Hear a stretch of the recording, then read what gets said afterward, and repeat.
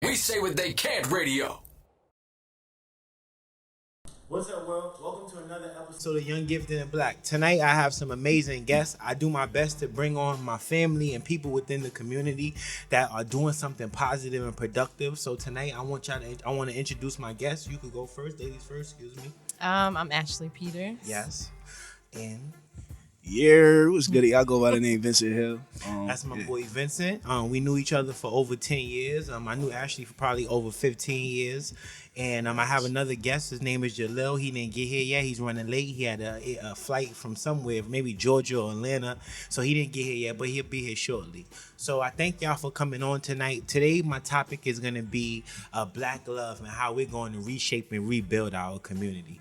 It's a variety of different questions. It's not just the Black love perspective when we talk about relationships or like our love lives, but I'm talking about like Black love when in reference to us loving ourselves and to us loving our communities. It's us loving like who we are, feeling good inside. Like Black love in all spectrums. You understand what I'm saying? Yeah. Okay, so Makes sense. the first question tonight will be, I think on First Take tonight, or earlier today, they had this big thing about HBCUs, and Stephen A. Smith is like the headliner of, he's representing that, and they had like this big thing at one of the colleges out there in Delaware, and I was like, yo, I really want to talk about like HBCUs because I didn't have the opportunity to go to an HBCU, but my family member over here to the left, she went to, you want to tell them where you went? I went to Hampton University. So she went to Hampton HU. University, and to be honest with you, even though my aunt has 2 masters and she went to school in New York City. She went to City College and she went to LIU. We both got our masters from LIU, but she never like went away to school, so I didn't get to see that part from her. And Ashely also, her father is also my former basketball coach, and he's a major, part of my life. And a few times he was like, "Yo, you want to take a trip with me so I could drop my daughter off?" And I was like, "Sure." I didn't really think nothing of it. And we took our trips, and I learned, different states, and we talked. And the next thing you know, when we got to this university, I was like, "Oh my God, like, yo, this is amazing." Like, I remember getting out the car, like before seeing Ashely, just looking at the dorms, looking at the buildings. I'm like, yo, if this is what college is like, I gotta go to college. Like, that's a thought I set in my head. So she kind of played a pivotal part in inspiring me to want to take the next step. So the first question is, what does HBCU mean to you? HBCU means a lot of things to me. It really means family. It was just such a nice feeling to just be on campus. And I think it was just it's a smaller environment. A lot of the HBCUs, they're not very large like the large universities. I think we had about maybe 6,000, maybe a little less, but it just felt like family. The teachers really were dedicated to you, and they cared about you, and they cared about your well-being. I mean, the dorm directors, they were like your mother, and they always made sure that you were good no matter what, making sure that you're in on time. Dope. It wasn't super strict, but it just felt like home. I mean, the home-cooked meals in the cafeteria. I mean, just the activities, everything on campus just made it feel like alive. And so I always promote going away to school, whether it be at HBCU or whether it be, another college out of state, but it's just something about going away to school, that it's just a different feeling, and it's great. But HBCU, I mean, I can't talk enough about it. I loved my experience. That whole 4 years, it went by so fast. I mean, all the parties and all the, I was a part of like every activity on campus, Absolutely. I didn't get to pledge on campus, Yes. when I was in Hampton, but I did it afterwards, So Dope. yeah, so it was awesome. What's up, my brother? Hi. What's up with y'all? Thanks What's up for with coming, y'all? man. I appreciate you. Man, listen. Introduce yourself, Straight off man. the flight. Yeah, New York is different. Yeah, it is. Very different. Very Introduce different. yourself and tell them where you from. All right, I'm Jahliel from Chicago. That's my man. You know. Me and my man Jahliel met at one of my great friends and mentors. She had a book signing. Her book is called Be Your Own Come Up. Had her on the show a few episodes ago. And me and Jahliel met. We spoke for a few minutes. I took his information, and he actually stayed in contact with me, and we talked about it. He has a busy schedule, but we eventually found our way to get to this date, and he kept his word. This is my actual second time meeting this brother, so it's a blessing to come across people that are consistent and that keep their word, because that's all we have. And he's coming from another state. He's been in traffic for the last 2 hours on a Friday night. So I am extremely grateful for you, my brother. So Ashely just answered. Kirk, Okay. I'm not cutting. Vincent, excuse me, I'm not cutting you off. He has 2 names, by the way, so I didn't forget his name. But his stage name is Vincent. So even though he was about to go, the first question, since you just came in, I want you to jump in. Was what does HBCU mean to you? Man, that's crazy. So HBCU mean to me is family, love, history, heritage. You know, it's crazy. So, and the reason I say at least family, you know, I went to Virginia State University, graduated in 2014. Dope. But coming from Chicago, going to a school that you've never seen, never heard of, for real, and really being able to dive in, and then just people just over the 4 years accept you like family is different. A lot of people might have been from the East Coast and went to schools on the East Coast. So like if you're from the DMV area, you might have went to Virginia State, or if you're from New York, a lot of people went to Virginia State, but they also had friends that went with them. Absolutely. Me, I didn't really have that story. Like I had like 1 or 2, but even that 1 or 2 on the campus is a little different. So, but everybody, once you kind of get in the mix of the HBCU though, it's all family. Like you join organizations before you know, if you do Greek, but they So got many organizations other things, that then kind of take you in like family and just rock with you. So family is definitely what that mean to me. That's dope. I appreciate that. And thank you for coming, man. Thanks for answering I that appreciate first y'all. question. And my man Vincent, like, what does HBCU mean to you? I mean, I'm like you. I didn't get a chance to go to HBCU, but I actually went to high school in Maryland. So, you know what I'm saying? Like, I'm from Brooklyn, but I moved out to Maryland to go to high school, play ball and all that stuff. And so I remember, like, how was homecoming. You know, like, so, like, for me, because I was in the DMV, you know, there. like, hey, I remember, There right, every like, year. I was like, what, like a junior in high school? I had a Mazda 626 burgundy red with a green bumper, right? Okay. I was working at McDonald's, all right? You understand? Let me paint the picture, all right? I was working at McDonald's. I had a Mazda 626 leather seats with the CD player. I was feeling myself, all right? Okay, You know what I'm saying? Yeah, I was feeling myself. Like, you know what I mean? Yes, $5 went far back then, too. You understand? did. $5 went Man. far in the gas tank, right? So I remember, right, like I was working at McDonald's. I remember mad beautiful black women coming in. I'm like, yo, what's up? Whoa, where y'all from? You not from around here? They like, yo, we going to Howard Homecoming. I'm like, yo, what's this Howard Homecoming? What's Howard Homecoming? What's Howard Homecoming? Yo, once I got exposed, I remember driving past the campus, right? Because one of my friends was from D.C., so we drove past the campus. I'm like, yo, this is crazy. I never saw that many black people in an educational institute, because like in Maryland, it was interesting. Like we used to drive through University of Maryland campus, right? Because, you know, like that was like I would skip school and I would go to the campus just to feel like I was somewhere, you know what I'm saying? Because I was in the hood out there. So going to Howard's Homecoming was like my first exposure to like that, you know, and I was just like, yo, I, like you said, like seeing it, and I was like, yo, I definitely want to be here. Like I used to skip school, pull up on campus, lie on my seat. I'm a freshman. I'm a freshman, like, because I was tall, like, so you know what I mean? I'm a freshman. So I was pulling up. So Awesome. like Howard's Homecoming, like you said something that was valuable too, heritage. You know, like a lot of successful black people came from HBCUs, like Spike Lee. You got off of Cosby Show, like I mean Chadwick Boseman, like with the mad at them, mad. I just wanted to say, like, I didn't get to go to an HBCU. I went to 3 universities thus far in my life, right? I got my associates, my bachelor's, and my master's. My associates, I went to this school called TC3. The demographic was all white. My master's, I went to LIU right here in Brooklyn. The demographic was a lot of people of color was there, but it was mixed, and it wasn't like a HBCU, right?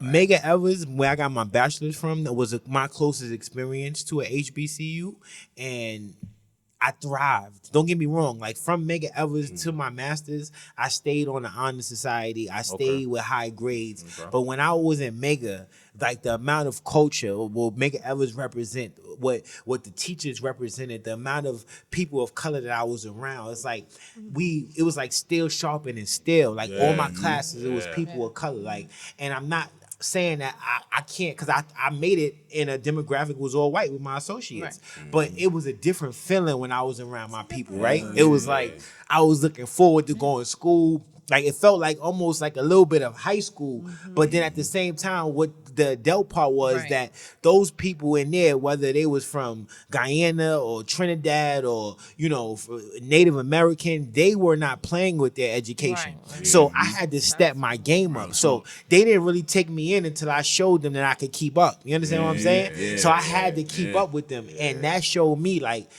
being around your people is always a blessing. You understand what I'm saying? Yeah. And to go of what you were saying, Vincent, I remember a couple years ago I went to Howard homecoming. Yeah. And I didn't really know what to expect. Me and my friends drove out there. I got there, Fab, and it was having a concert. So we went to one of the to the dorms, and like I'm smiling now. It's bringing like joy to my body because like this was an unbelievable experience. Like you said, I have never seen so many Our people of homecoming was color. the best. And I was like, yo, what is They this? were the best. That was the first day. The second day, they was like, yo, we about to go to this, I forget the It's name a couple of it. days. It ain't one. Yeah, Yeah, yo, that's I was like about a to say, whole like, week it's a long. whole Thing, week, right? yo. Like, What's the thing like when they have like after the football games? Yard What- Fest. like Yard Yard Yeah, Fest. oh yeah, on Like the they had a yard. name Yeah. for it, right? What was So it, they, like the bazaar? I don't remember the name, but they was like, yo, we going over here, right? We went. It was 10,000 people Oh, no, it was in a a. tailgate. It was Oh, it was a tailgate. tailgate. Yeah. It was Our tailgate 10,000 different. people Very Their different. in their tailgate's different. like a big space, yo. Just a big Everybody. open. When I Yeah, say to you yeah, that I mean, yeah. that this probably was one of the best experiences of my life. Like I've never been around that many people of color just vibing, young people just Yeah. chilling, It's a music. vibe. Like It's a I, vibe. like It's it a was vibe. it was And a all it getting was along. a super Yeah. vibe. Yeah, It wasn't no. yeah, I didn't yeah. see a fight. Right. I didn't you see feel an me? argument. No violence. Like, All I everyone's saw just happy. was black love That's and black right. That's excellence. right. It was one of the best experiences. And if I have any regrets, it was I didn't go to Howard yo, University. yo, I tried too, bro. I ain't get in though. So I tried. I applied, motherfucker. I am from the real HU, so I can't be Yeah. repping Ah, Howard like yo, that. you up in Hampton. Hampton is But major. I have my best friend graduated from Howard, so I gotta rep it somewhere. Yo, I was waiting for it to I come can't, though. you know. I was waiting for it to happen. She was like, I yo, always gotta rep that like, real keep talking HU, about Howard like because this, you know how that is. No. Because over. Hampton is a vibe too, though. It That's is. the. But yo, I mean, right nothing across the compared to river. Howard homecoming. I OD. can't even. I mean, even Hampton. Okay, All let's of it keep is it going, dope. right? All of it is dope, though. Right. Here we That's go. funny Next as question, hell. right? What is the most impactful experience that you remember from attending your HBCU? That's a good question. You want to go? Man, yeah, it was a lot of impactful experiences, but I'll say, man, I'm gonna say I got two, I guess. Not only joining a student government association, so I ended up becoming like the SJ president. So I was just that guy, But I also am a member of Omega Psi Phi Fraternity Incorporated. So shout out to the Bros, New Side chapter. Yeah. So, but I would say it doing both of them, and the reason I say both is because you learn not only how to adapt into different situations, but you learn how to network even better than what you've done before. And now, being an entrepreneur today, and I got my own company, and I'm hosting a show that deals with HBCUs on Aspire TV on Sundays. You may even check us out at 12 o'clock. You know what I'm saying? Nice. But because of the connections and relationships that I built as SGA president, it allowed me to then now, after college, be able to have those same relationships with my peers, but it also the administration on campus to be able to push my company forward.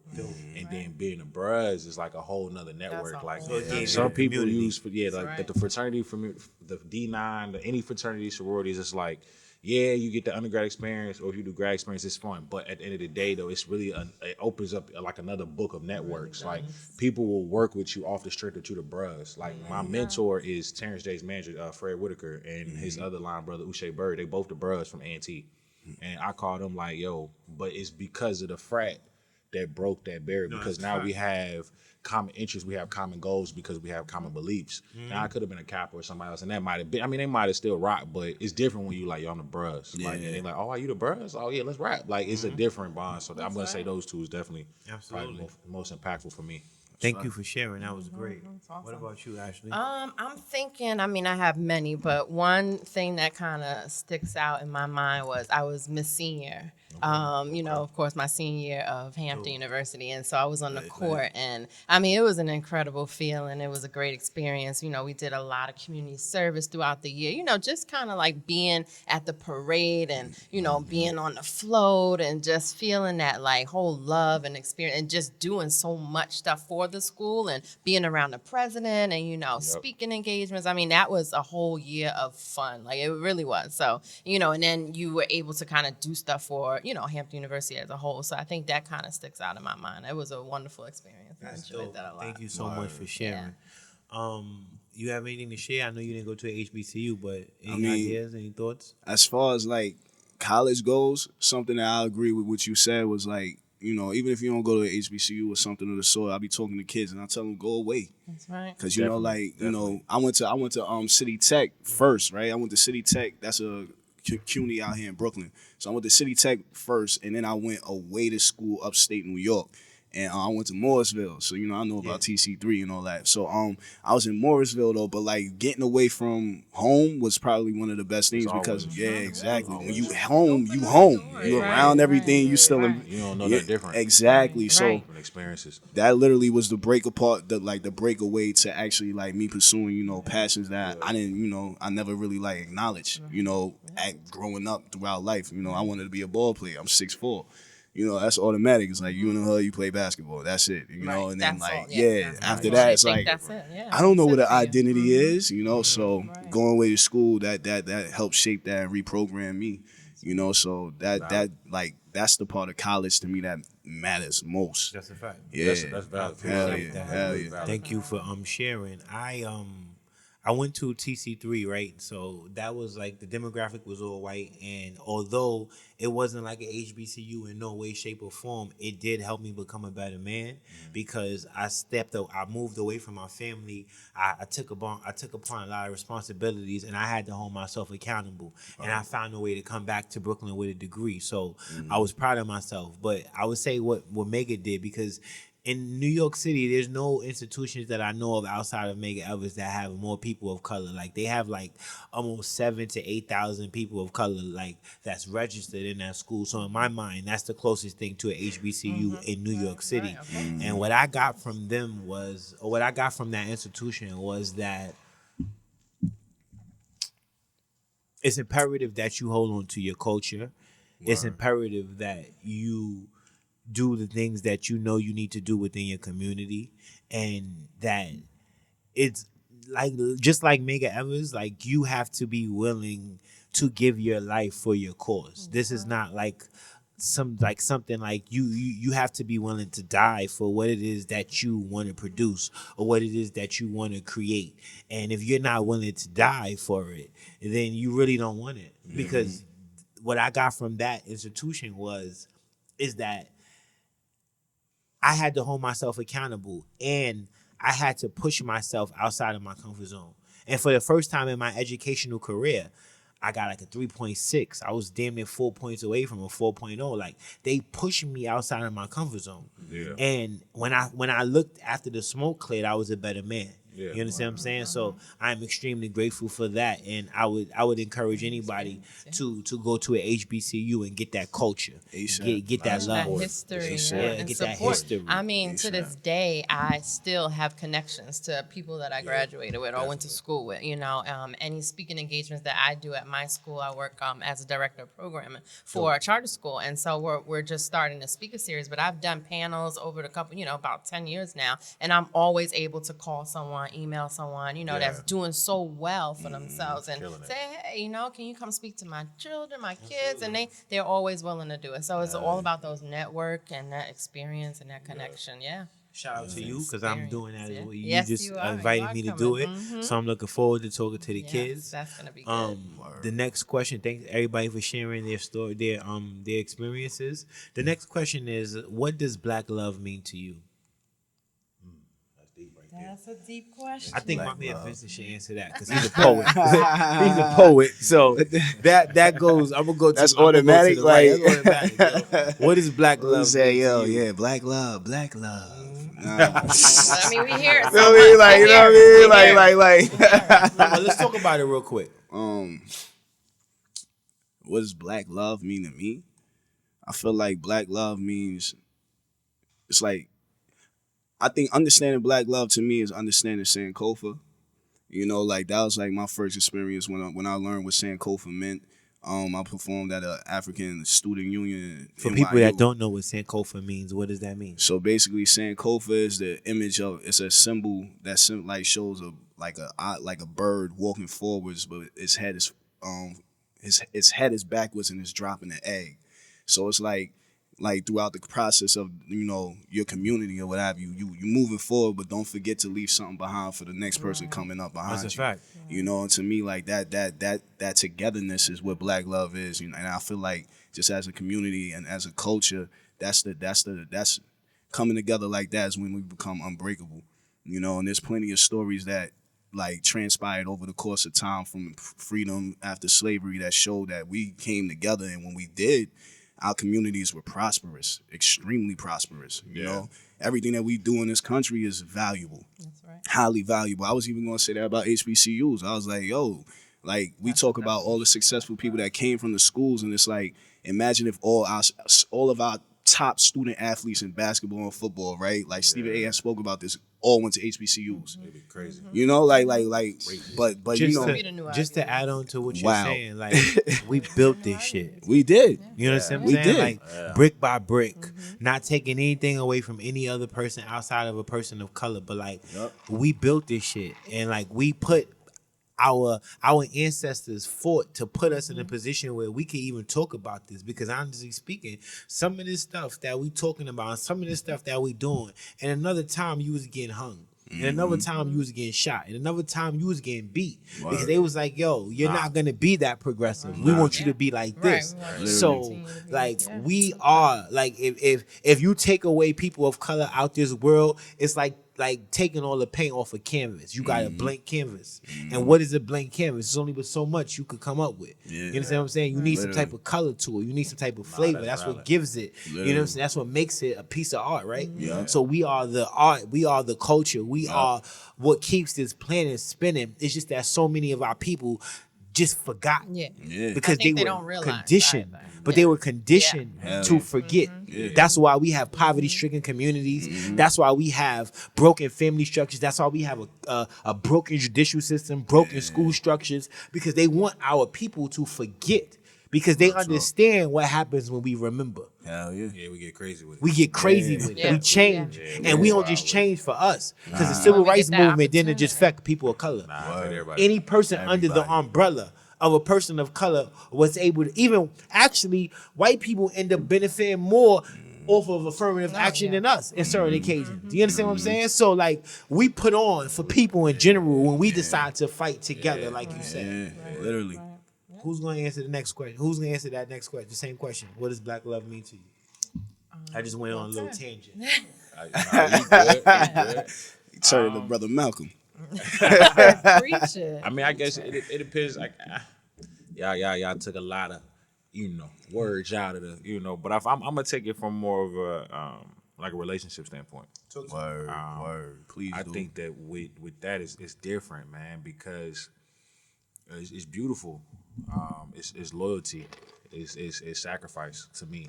You look at look at your parents, your mom. Like the love that a mom has, at least for a son.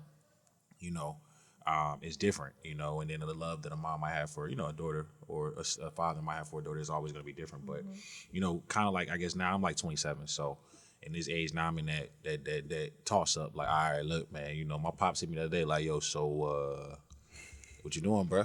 Like, I'm like, all right, I'm gonna get there when I get there. But it's the thought that it's like, when you really take dating seriously and when you really go through, you have people that understand kind of where you came from and the struggles that you faced, and then and the loyalty aspect is so big, and you have so many beautiful women that want to see black men just win. That's a fact. And I think that When you have that, and you have that extra push, that love that is so beautiful, that is almost like mind blowing. It's like, wow.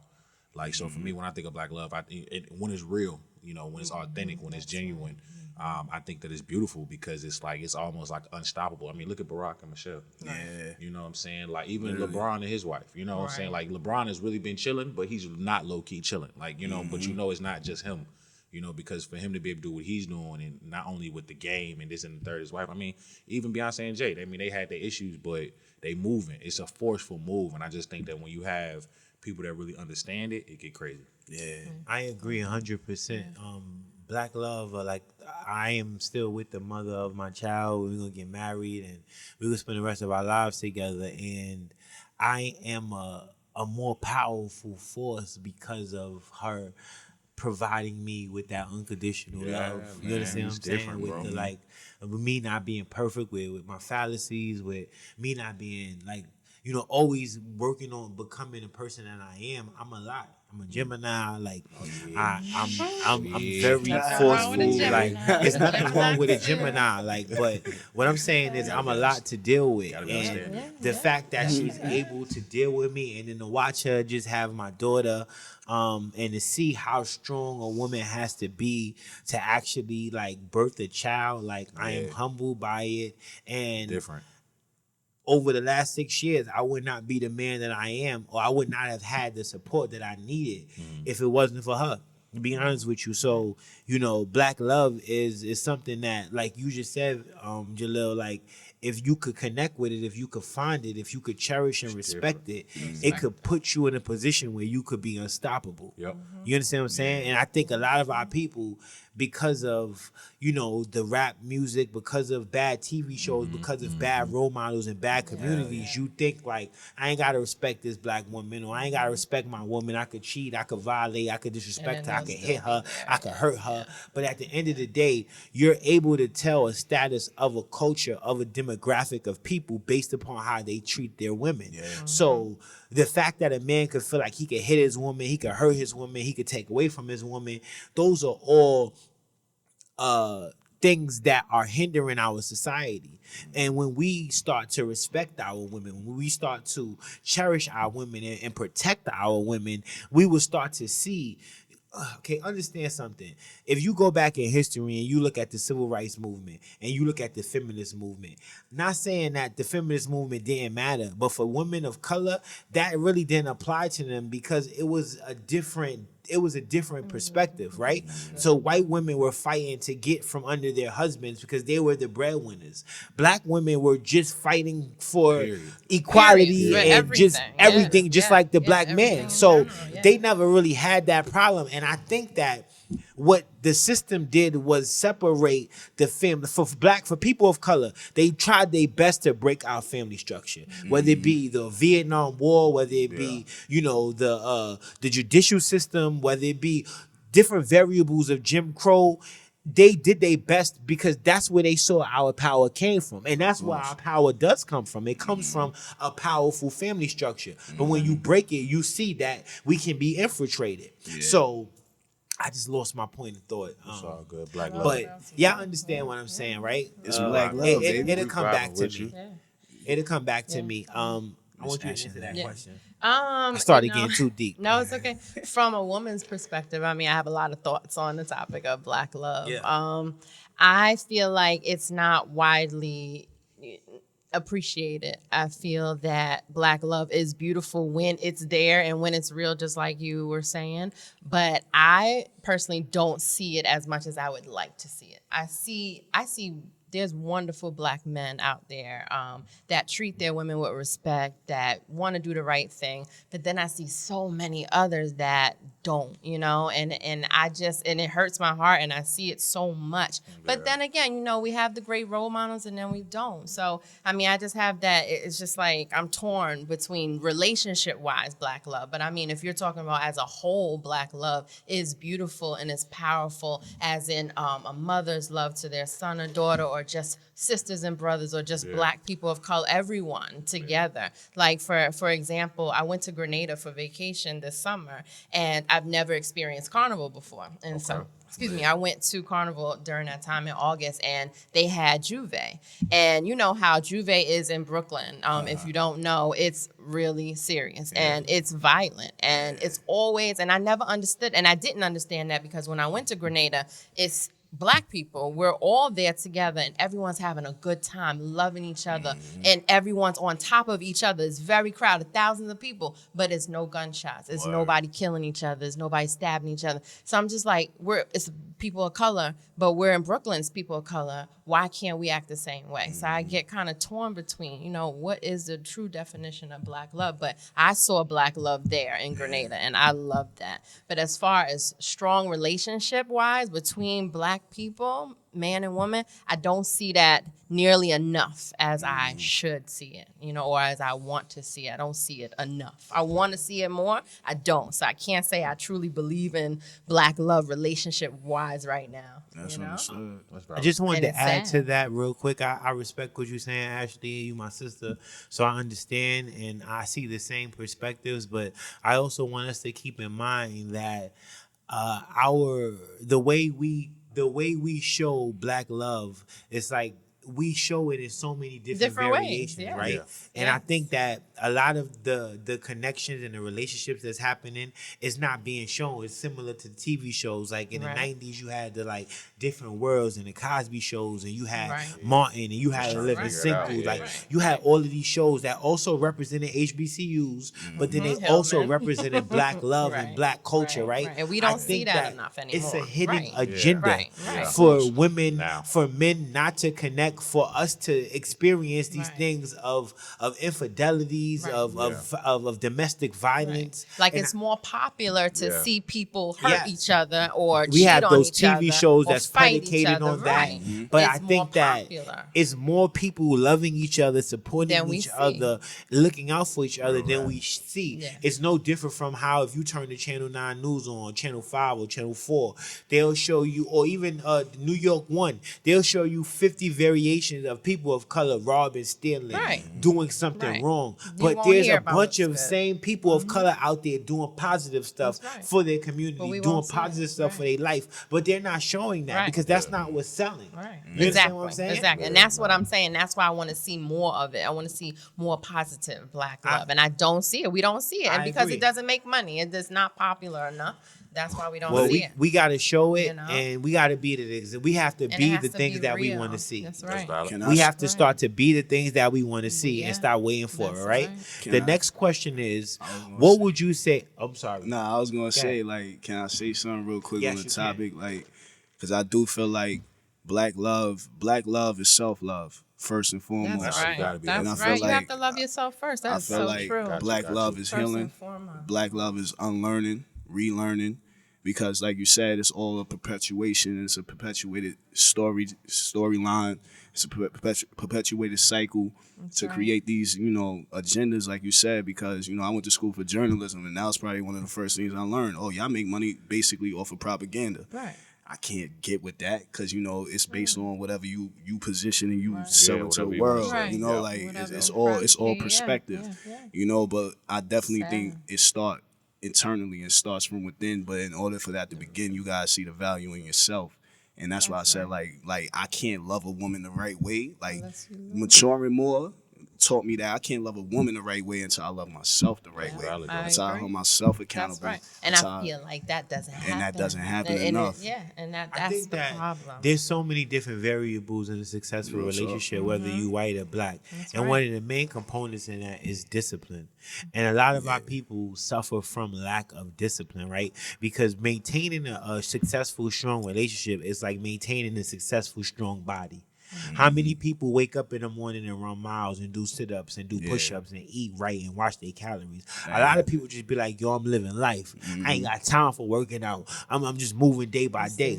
No, I wake up in the morning and run miles. No, I make sure that I'm doing my sit-ups. No, I make sure that instead of me getting the bacon, egg, and cheese, I'm getting me this good right. strawberry mango smoothie, and I'm gonna take this walk real quick because I understand I understand that the real true wealth is health. Yeah. Just hit. Yeah, I understand. Just hit the red one. yeah, I understand that the real true health is wealth. You understand what I'm Right. saying? That really is. One of my favorite quotes is that the new illiterate of the 21st century no longer can read. The new illiterate of the 21st century are not people that can't read or write. The new illiterate are people that can't learn and unlearn. And a lot of our people have been taught bad habits Right. on how to create Right. successful relationships. So you got men right. that think, yo, I can have 4 girls on the side Right. and I can And still maintain my wife. Or you have Good. women that think, yo, I'm gonna still have my little sugar daddy on the Right. side. Right. But these are things that show you lack discipline. You have to have discipline and you got to be consistent in relationships. You understand what I'm saying? Yeah. And it requires sacrifice. Right. So there's a lot of variables that the broken community structure does not provide to show you for our young people to see an example. So a lot of young people, my example, unfortunately, because I grew up with my great grandparents, was Uncle Phil and Bill Cosby. Yeah. Like I didn't, my grandfather's wife passed away in 1993. Yeah. You know what I'm saying? So like it was my grandfather, my sister / aunt, and we were in the household. It was my great grandmother husband died in 75.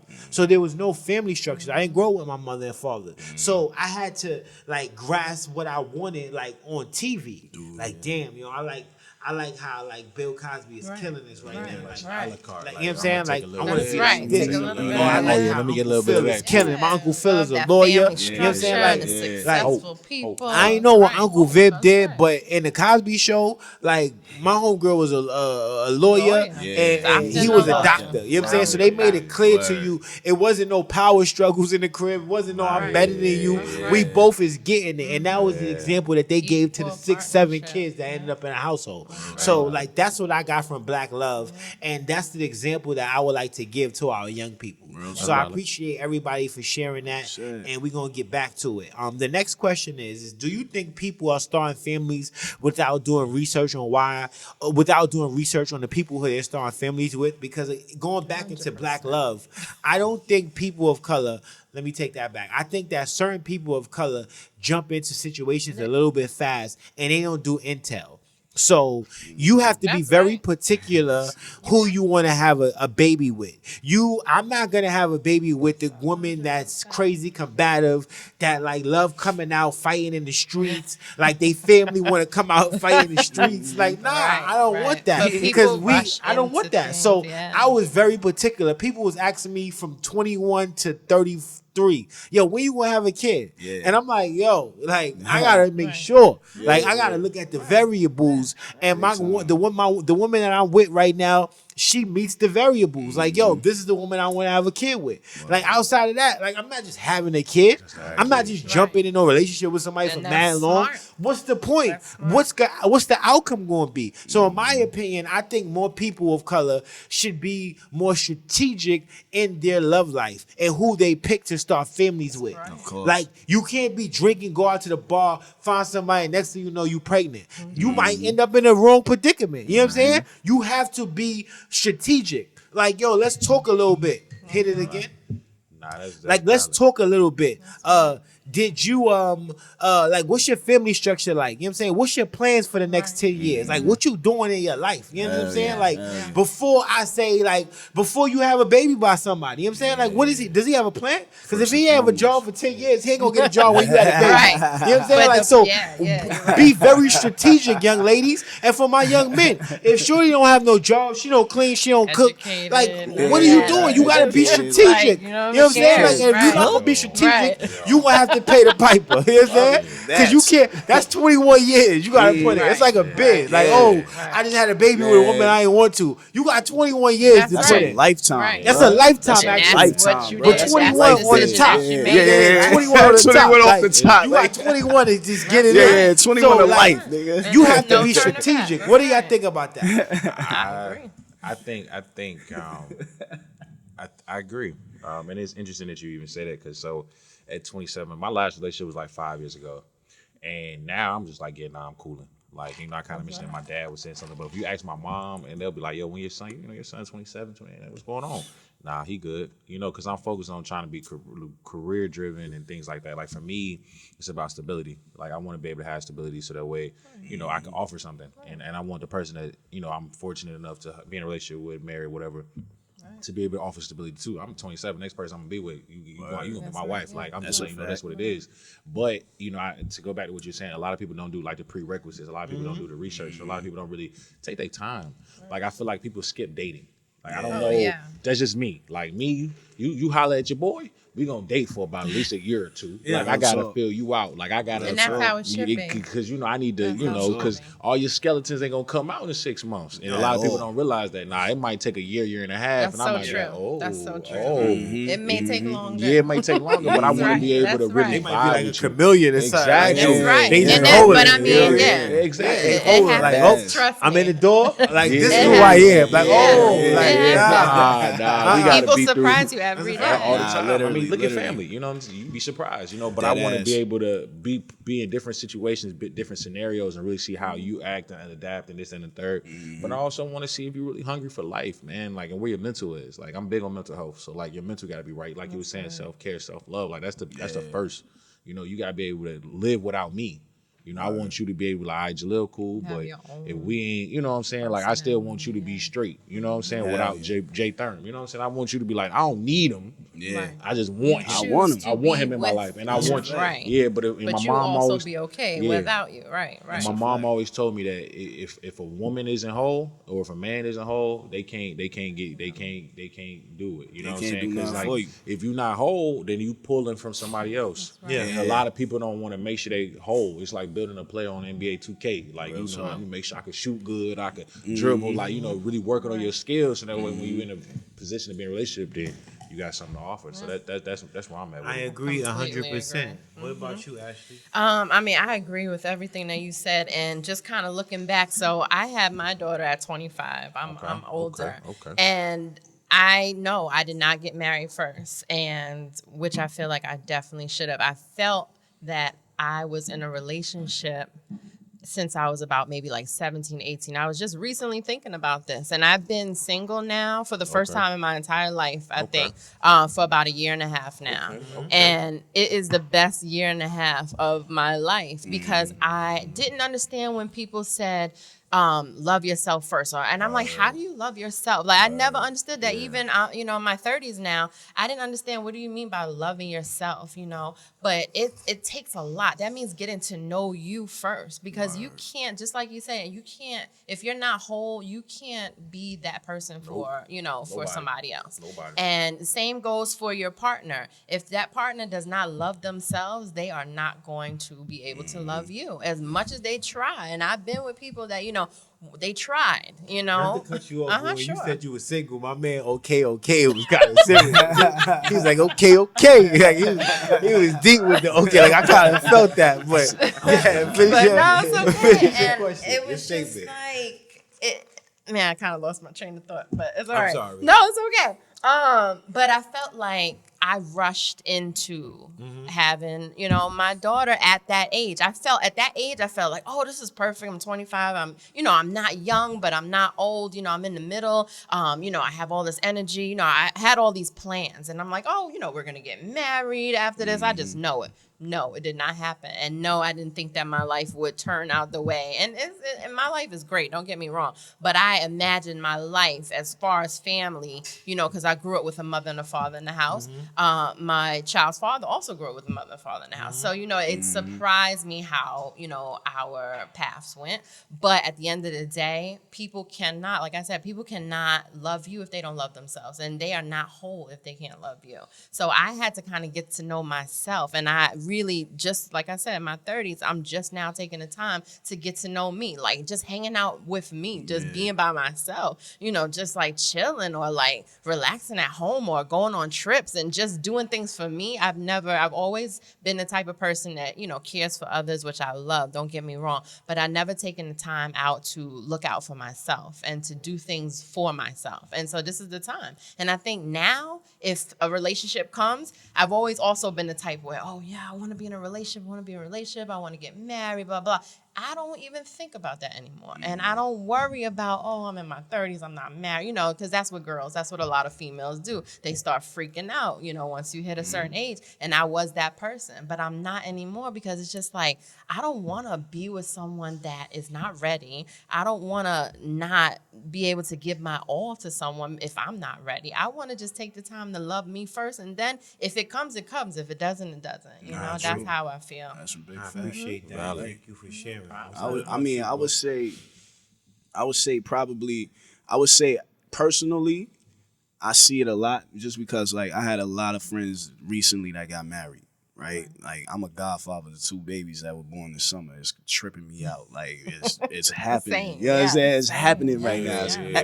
Bro, you 27? It is. It's gonna happen. You Yeah, understand? that's Like when I it was saying, starts. like yo, We'll yeah, start like getting married, it's crazy right now. But all of them, I've seen them in their relationships. I've seen them like flesh it out, go through their trials, tribulations, ups, downs, whatever, understand and identify and different things like that. So I saw all of my peers for the most part. Like it's cool to be around a group of men, that are married and committed.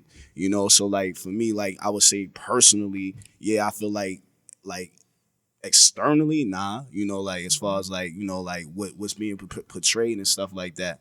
You know what I mean? Like I definitely don't think that, that concept is, being taught. And I feel like, just on my level, like you said, living single, like that's a process, like I had to identify for myself. There's a difference between a companion and a life partner, and I had to really like flesh out for myself. I was taught how to get the girl, not get to know her. Right. You understand? Right. So like it's like learned behavior. like That's it's all the learned thing. behavior. Yes, So it's yes, like yes. unlearning all of that Right. shit.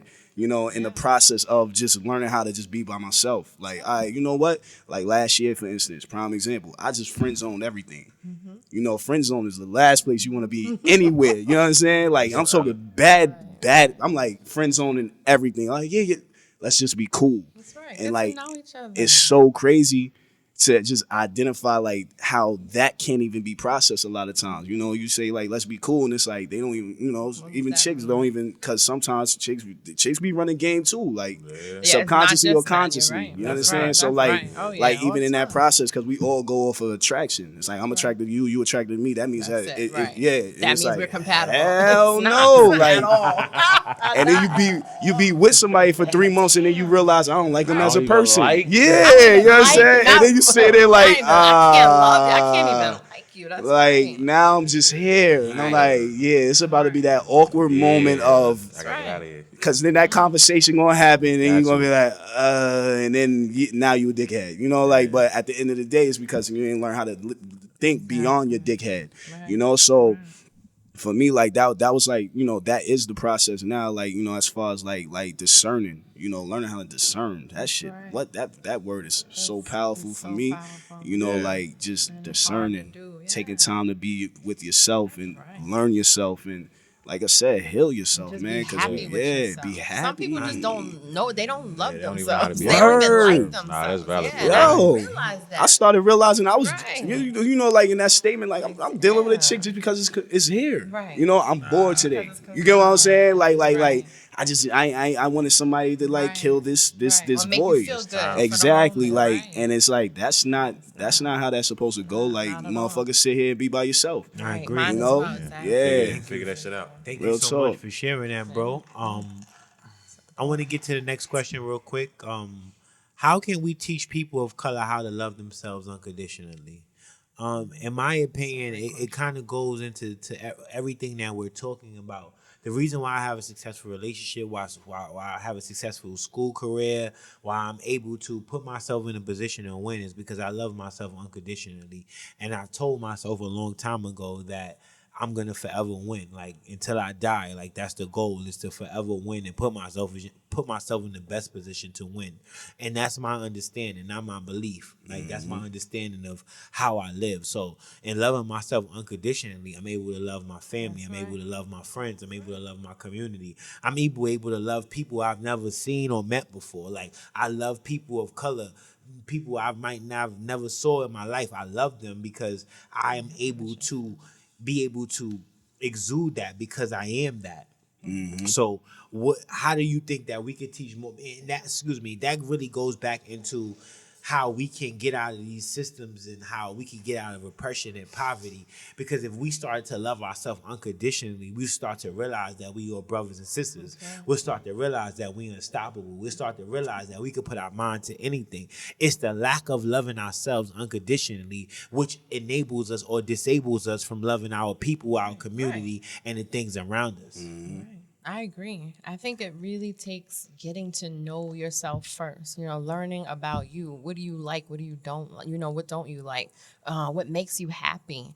I think getting excited about doing certain things in life. I'm always a type person. I'm always wanting to do more and more with my career, my education.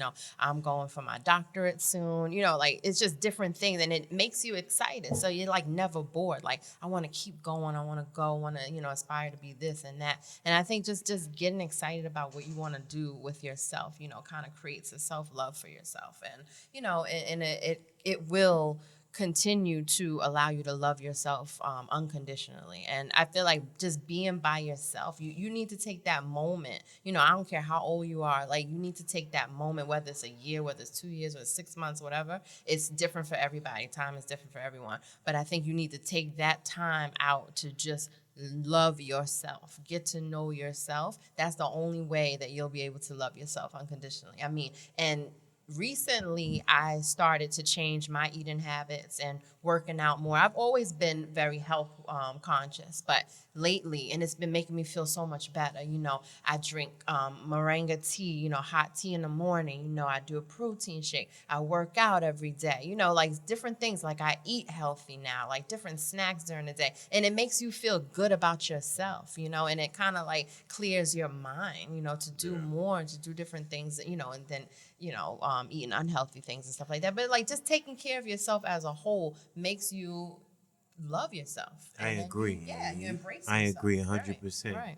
What about you, Jahliel? What is unconditional love? Like, how do you think we could teach people to love themselves unconditionally more? I think it's a couple different ways. One with therapy.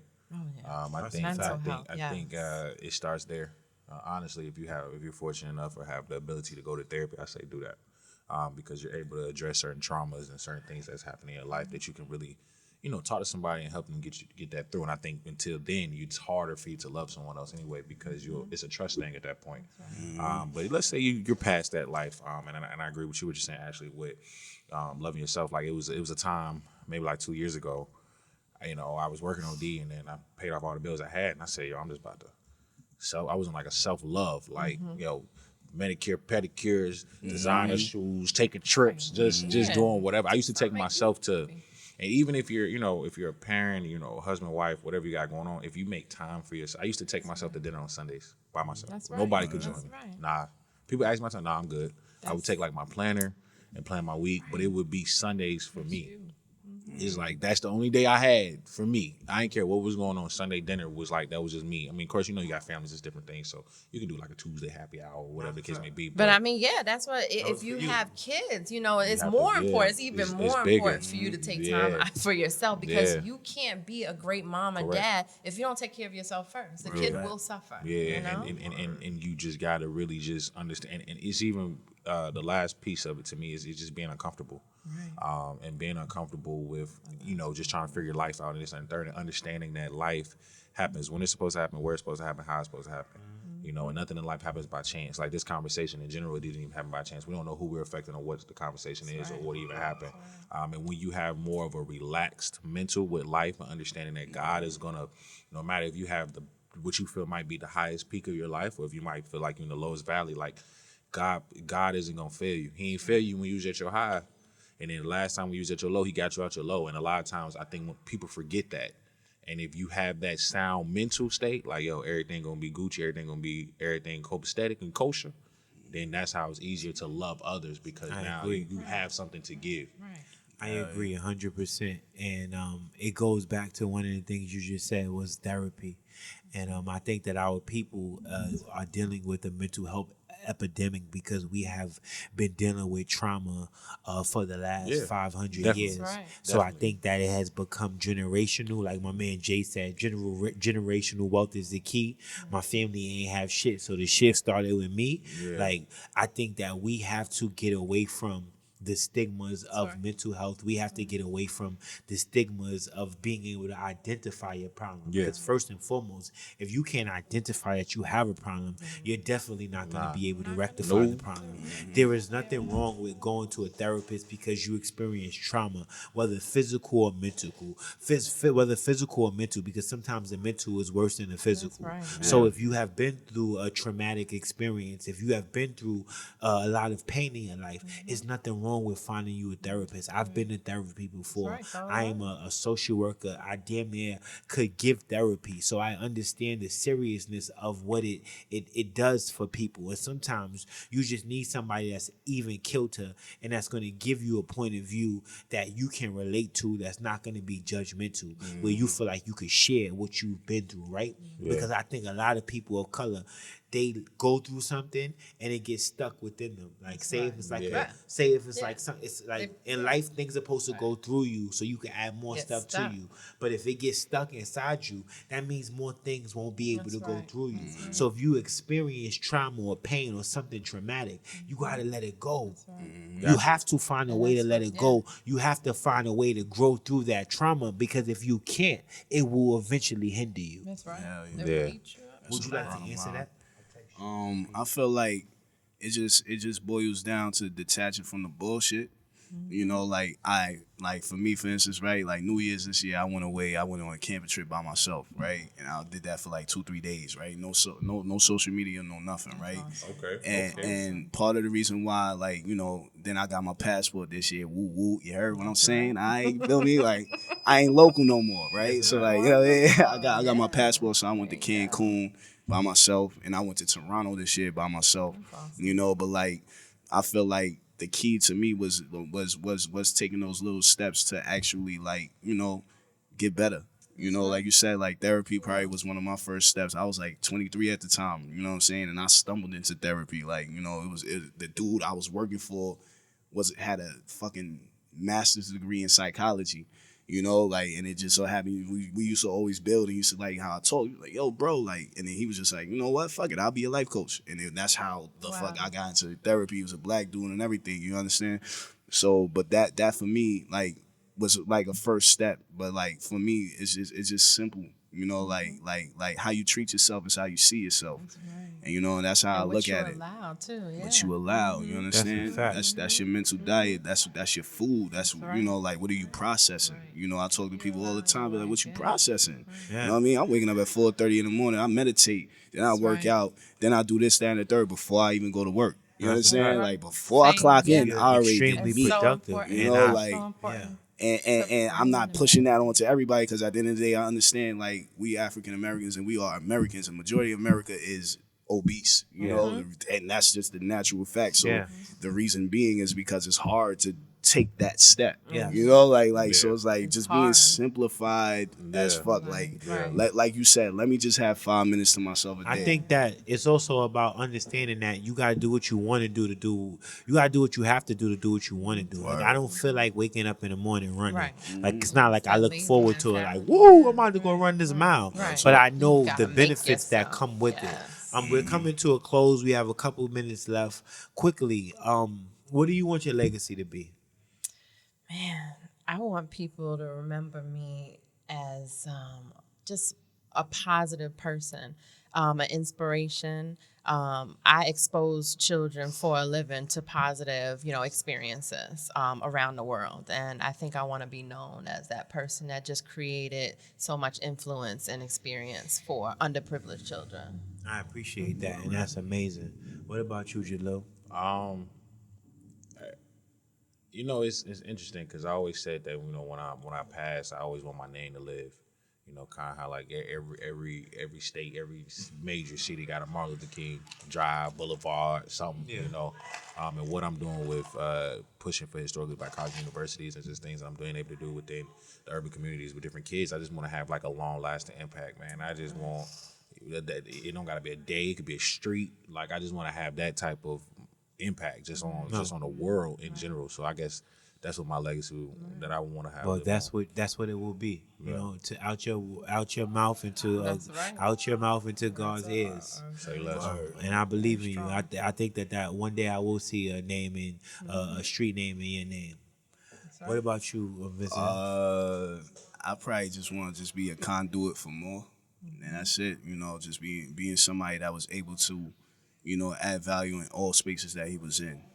You That's know, amazing. locally, It's beautiful. nationally, whatever it becomes. You understand? Like for me, that's kind of like just it.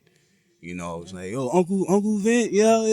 Like he's like go holler at Uncle Vin, he got you. Like, you know what I'm saying? I'm sitting in the rocking chair with my blunt. You know what I mean? Like just building. Yeah. Agreed. I would say that one of my T-shirts I came up with a couple of years was says my purpose exceeds my actual being. Like my goal is to pay it forward. My goal is to be a leader and to pave a way for the young people within my generation, because I understand that I didn't get here by mistake or by accident. I understand that like nobody died for me other than my ancestors, and they put me in a position to win. Right? So now it's my turn to put this generation in a position to win. I have to play my part. And I think a lot of the time for our people is that a lot of our people in this generation is like, okay, we got to put on for ourselves. I don't have time for mentorships. I don't have time to give back to my communities. I don't have time. But then they have time to give opinions. They have times to critique and criticize what's wrong with the world. But they're not taking that same time to do something to change the world. So I constantly, until I die, want to be the change that I want to see. And I know my purpose was to come here and kind of be the lighthouse. I describe myself as a lighthouse. So the lighthouse's goal, it doesn't move, right? But if you cross a lighthouse in the ocean, it gives you direction and where you got to go. So that's what I want to be for people of color. Like I want to be that lighthouse in the ocean, and if you get lost or you need direction or you need help, I get you there. You understand what I'm saying? We will be, yeah. Real quick, where can they find you at? On Instagram, I have so right now I have been doing Airbnb for a few years. Okay. I actually Black entrepreneur? Yes, Black entrepreneur, and I'm looking into building on that. You know, so I have what's called the Peters Experience. Eventually, I want to open up camps for underprivileged children upstate. You know, I want to do a lot. So not just the Airbnb, but educationally as well. Absolutely. So you could find me on the Peters Experience on Instagram as well, Dope. or AKP 1913. Absolutely. What about you, Jahliel? You can find me on Instagram, all platforms, just Jahliel Thurman, Jahliel THURMAN, and then you can catch me on Sundays at 12 p.m. on Aspire TV, Absolutely. HBCU 101. That's my man. I'm definitely tuning in. What about you, Vincent? You can catch me on IG Hill _poetry VHILL_POETRY. That is how you spell poetry, right? Yeah, just making sure. You got it. You got cool. it. Like, You got it. yeah. As for me, you can catch me on We Say What They Can Radio, or you can catch me on Koolforlife.com. My Instagram name is Koolforlife _Inc. So you could definitely check me out, or you could go to the website quickly. How you say cool? How you spell cool? KOOLFORLIFE. Word. Could you enroll something real quick? Because I know you're a poet. Man, Put him on the spot. Real quick. Real Pyro quick. about to kick us out. Oh, he about to kick us out. All right.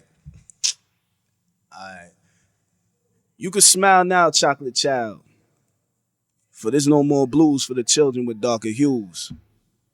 Man, little did you know, superheroes were all we knew. Check the manufacturing of your jeans, how it's cut from a special cloth called royalty.